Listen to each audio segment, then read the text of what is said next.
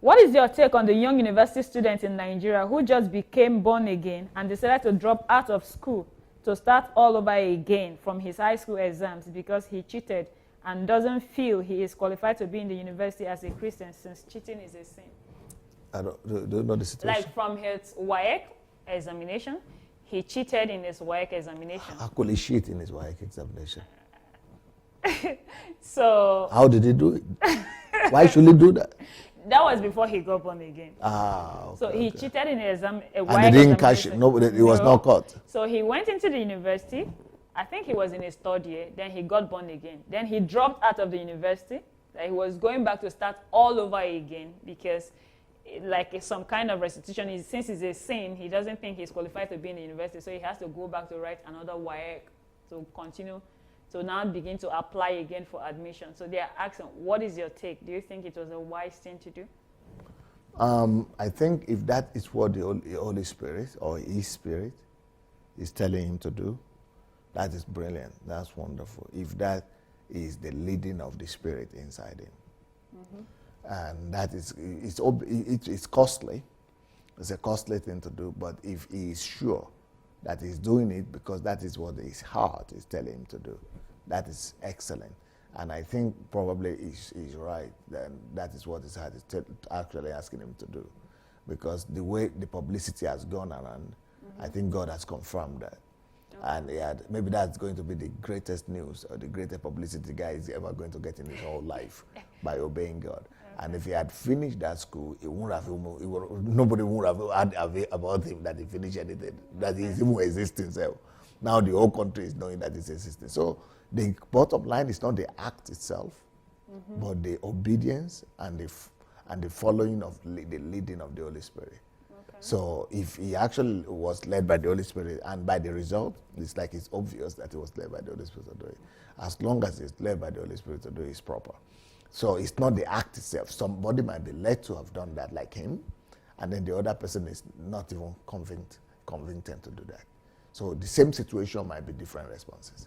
Okay, so if the person that is not led by the Holy Spirit and doing it, what do he's going to be disgraced. He might never get admission again because the Holy Spirit will not back it up. Okay. Because it's not a demand of the scriptures. It's just a demand of the leading of the Holy Spirit.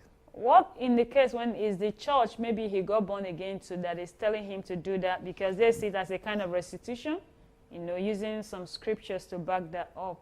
Yeah, if it is the church that asked him to do that without him having the affirmation in his own spirit, the confirmation in his own spirit, he's going to be disgraced. He's going to be retarded and rejected and miserable, most likely. Okay. Nobody will even know about it. It will not be glorified. It will not be glory. But when it is God, God is going to use all his resources to back him up, to push him forward and to promote him and to glorify him. Okay, so what can you say to people that are in this kind of situation? They are born again, all right, and their church or probably their pastor, it's putting this enforcement on them that they have to do restitution since they did that. They don't have that conviction, but it's more like the requirement of the church and all that where they got born again. What should they do? And they're between those opinions. The bottom line is not to make anybody do anything. Okay. Not just this one. But, pastors shouldn't make people do things. Okay. One time somebody asked me a question about the length of ladies' skirt. I mean, is it skirt? Skirt and gown. And I said it's not any pastor's business to measure and to be giving the lady the measurement or the length of the gown or the skirt they are supposed to be wearing. And some people came down at me and said, no, why? How can the Church of God must be kept holy and all that? But it's not, nobody can keep anybody holy. You cannot do it. The holiness is coming from the heart. Okay. The ones you are thinking are holy from the outside, they are the most sinful ones inside. And God looks at the inside, by the way. So it's the same thing.